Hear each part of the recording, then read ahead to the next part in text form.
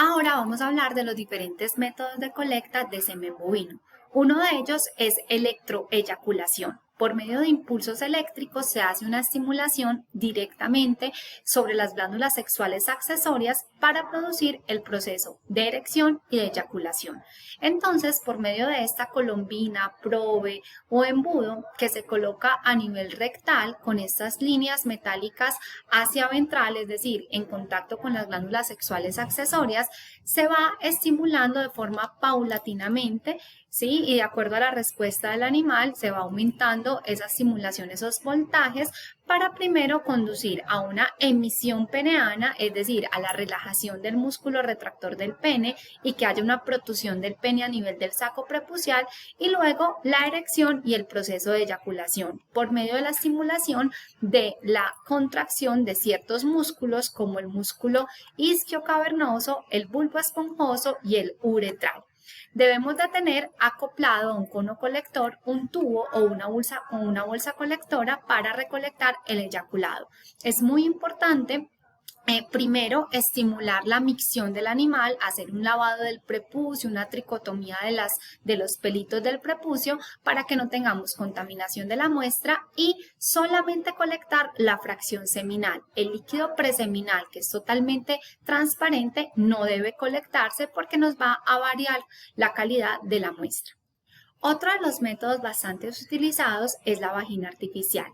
Por medio de esta vagina, a la cual se la condiciona con unas condiciones de temperatura más o menos entre 50 y 55 grados centígrados, presión por medio del llenado de agua de este fondo de un doble látex, entonces se simulan las condiciones de la vagina de una hembra en calor. Para esto debemos de contar con un animal, con una hembra como maniquí o con un caballete para realizar el proceso de monta. Inicialmente también debemos de hacer la tricotomía de los pelos del prepucio y también la zona o el proceso de lavado prepucial para evitar contaminación de la muestra. Si bien tenemos ventajas y desventajas con los dos métodos, pues dependiendo del tipo de sistema es más acertado el uno o el otro. Para la colecta con vagina artificial debemos de tener previamente los toros entrenados, debemos de contar con personal capacitado para el manejo de los toros y, como les decía, una hembra que actúe como maniquí o un caballete para realizar el proceso de monta.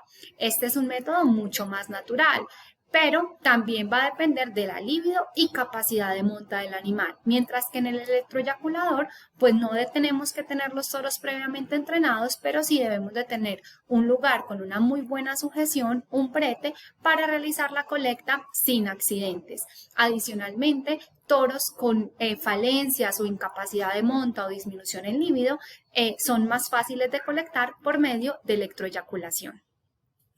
Un tercer método de colecta es la colecta por masaje transrectal, en la cual se hace un masaje vigoroso longitudinal a nivel de palpación rectal en las glándulas sexuales accesorias, principalmente sobre la próstata, vesículas seminales y ámpulas, pero tenemos que tener en cuenta que no todos los toros responden a este masaje.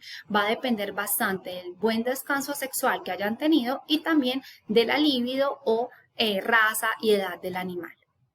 Sin importar el método de recolección, una vez obtenida la muestra seminal, debemos de hacer un examen, una evaluación macroscópica y microscópica.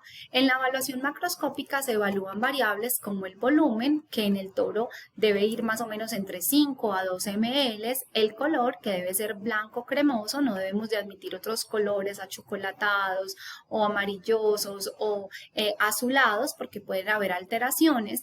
El olor, que debe ser sui generis, quiere decir el autóctono pues o olor a semen sin ningún tipo de olor nauseabundo, olor a sangre o olor dulzón que me podría indicar cuerpos cetónicos, y el pH, que se puede medir con cintas medidoras de pH y que debe estar muy cercano a la neutralidad entre 6,5 y 7,5.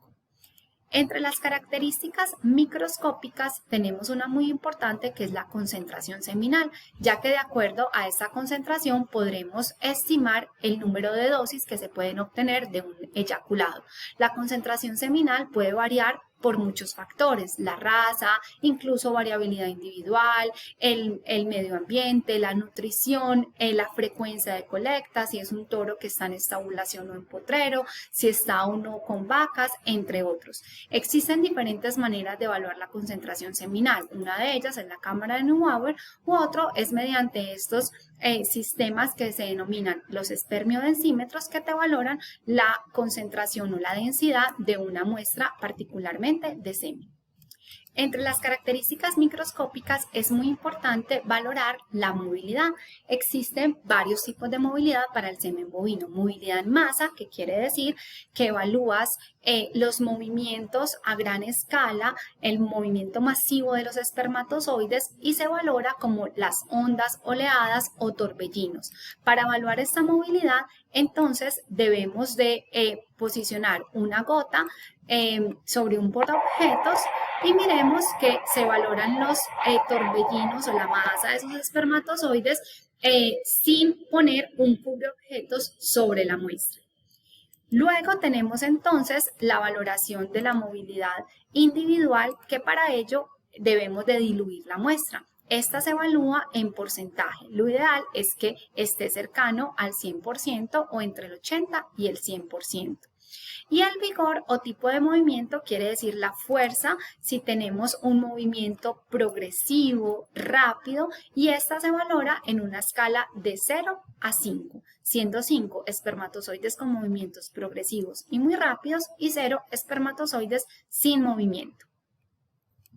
Aquí, por ejemplo, podemos hacer una valoración de la movilidad individual de una muestra de semen. Miremos que una vez diluido podemos evidenciar mucho más precisamente el movimiento de cada uno de los espermatozoides. Uno puede realizar una valoración de varios campos de observación para tener una medida un poco más precisa. Sin embargo, es importante tener en cuenta que la valoración de la movilidad por medio de observación visual, tanto en masa como la movilidad individual, es bastante subjetiva y va a depender en gran medida de la experiencia del evaluador y del tipo de equipo con el que se esté realizando dicha valoración. Ahora tenemos otro tipo de evaluaciones como la vitalidad y la morfología espermática. Esta, por ejemplo, es una tinción con eosina negrosina que nos permite evidenciar el porcentaje de espermatozoides vivos, es decir, aquellos que no incorporaron la tinción, y el porcentaje de espermatozoides muertos, que son los que quedan coloreados. Para ello se pone una gota de semen sobre un portaobjetos, una gota de tinción y se realiza un extendido.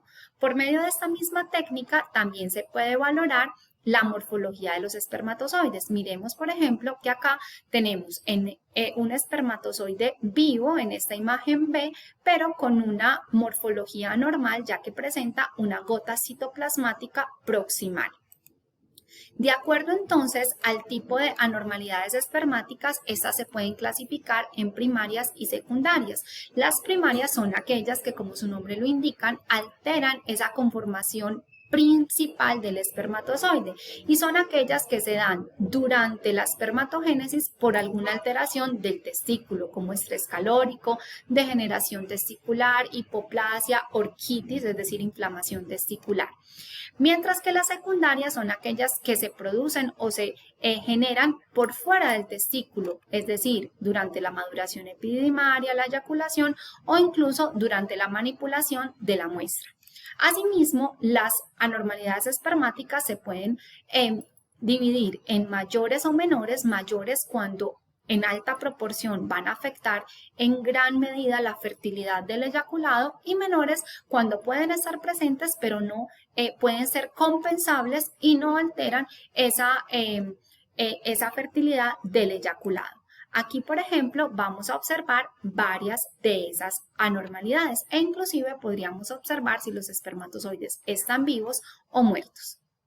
Es difícil que un eyaculado tenga el 100% de células vivas y que no tenga ningún tipo de anormalidades, porque recordemos que es normal que en la cola del epididimo se almacenen espermatozoides y que vayan muriendo, o que de acuerdo al régimen de colectas, a la frecuencia de colectas o si está o no con hembras, pues se acumulen más células envejecidas o muertas. Por eso es que en un reproductor es muy importante colectarlo frecuentemente.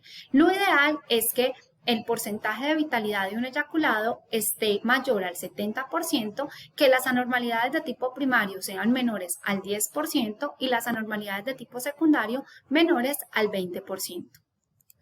Otra condición o parámetro que se puede evaluar bastante fácil, incluso a nivel de campo, es la integridad de la membrana plasmática. Recordemos que esta estructura es bastante importante para realizar el proceso de inseminación.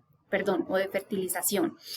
Realmente lo que se hace es poner una muestra de semen en condiciones de una solución hipotónica o hiposmótica, y lo que se evalúa es el hinchamiento de las células espermáticas. Uno evalúa que una célula espermática se hinchó porque ellas doblan la colita, tal cual lo estamos valorando en estas imágenes. La célula que no dobla la colita quiere decir que realmente no permitió el hinchamiento, no hubo un paso de agua hacia el interior de la célula y por lo tanto no tiene su membrana plasmática íntegra. En los últimos años se han desarrollado diferentes sistemas computarizados de análisis de semen, comúnmente conocidos como CASA, que nos permiten eliminar esa subjetividad de la cual veníamos hablando anteriormente, ya que es un software que va a detectar, va a medir y a evaluar la trayectoria de cada uno de los espermatozoides de manera individual, de forma precisa, objetiva y repetible. Este software consiste en que se acopla a un microscopio con contraste de fase, y entonces al detectar el movimiento de cada cabeza espermática nos permite tener parámetros como movilidad total, movilidad progresiva, varios tipos de velocidades que realmente al ojo humano es bastante difícil detectar o predecir por observación. A pesar de que es una herramienta tecnológica bastante precisa, es importante analizar muy bien las imágenes y estandarizar el proceso de evaluación por medio de un CASA, porque, por ejemplo, factores como la concentración de una muestra puede generar que la precisión en cuanto a la valoración de la movilidad no sea muy buena, ya que algunos espermatozoides que están muertos pueden moverse de acuerdo a que otros espermatozoides de al lado los están moviendo, pero no efectivamente porque ellos estén vivos y con una movilidad progresiva. Existen otro tipo de metodologías, específicamente de sondas fluorescentes, que nos permiten hacer valoraciones mucho más específicas de ciertas cualidades espermáticas. Este kit, por ejemplo, nos permite valorar mediante la combinación de dos fluorocromos los espermatozoides vivos en verde y los espermatozoides rojos que están muertos. Este otro, por ejemplo, nos permite valorar la actividad de las mitocondrias. Es una sonda denominada JC1, y cuando las mitocondrias se colorean de naranjado o de rojo, como las vemos acá, quiere decir que tienen un alto potencial mitocondrial, es decir, una alta actividad de estas mitocondrias.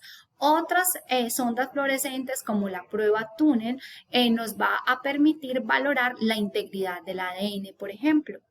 Otras pruebas complementarias que podemos realizar a raíz de una evaluación andrológica son muestras prepuciales cuando estamos sospechando de algunos microorganismos o agentes que se puedan transmitir por medio de la cópula o la monta directa, como tricomoniasis, como campilobacteriosis, muestras para microbiología y cultivo a partir de muestras seminales u otras, cariotipos cuando estamos sospechando de enfermedades de tipo congénito y genético, análisis hormonales, por ejemplo, medición de hormonas, ya sea de tipo esteroideas o no esteroideas, FSH, LH, testosterona, y una bastante utilizada es la medición de esta enzima, que es la fosfatasa alcalina, debido a que es una enzima que se produce por el epidídimo y por el testículo. Entonces, cuando tenemos casos de oligospermia o de azospermia verdadera, quiere decir que realmente el testículo no está produciendo espermatozoides, esta enzima va a estar alta, indicando que el contenido epididimario y testicular llegó al eyaculado, pero no los espermatozoides. Por el contrario, si estamos hablando de un tema de obstrucción, la fosfatasa alcalina va a estar baja. Para terminar, entonces, les dejo esta apareamiento, en donde podemos observar algunos de los términos más comúnmente utilizados cuando estamos hablando de calidad seminal.